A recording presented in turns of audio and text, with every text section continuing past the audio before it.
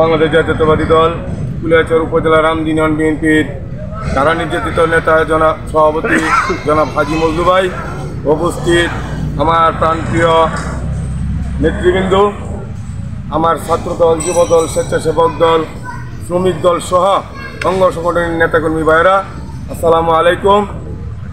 আজকে আসলে সময় স্বল্পতার জন্য বক্তব্য দিতে পারছি না, কারণ গলার সুরও ভালো না। ব্যবসা ইন্ডাস্ট্রিজ ফেলে রেখে পরিশ্রম করে হাঁটি পা করে আজ পর্যন্ত আন্দোলন সংগ্রাম করে দেশনেত্রী বেগম খালেদা জিয়াকে মুক্তির ব্যবস্থা করেছে। আমাদেরকে সবসময় খোঁজখবর নিয়েছে। সবাই এই কথাটা চিন্তা করবেন।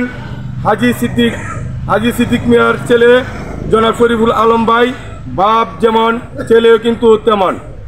আমার অনুরোধ আপনাদের কাছে, আমাদের যে জনসভার সামনে আসছে জনাব শরীফুল আলম ভাইকে নিয়ে আমরা যাতে প্রত্যেক ওয়ার্ড থেকে এমন একটা প্রমাণ করে দিতে পারি যে এবার আমার বিশ্বাস হয়েছে যে রামদিন ইউনিয়ন বিএনপির মধ্যে কোনো কুন্দল নাই, কোনো কুন্দল সৃষ্টি করব না।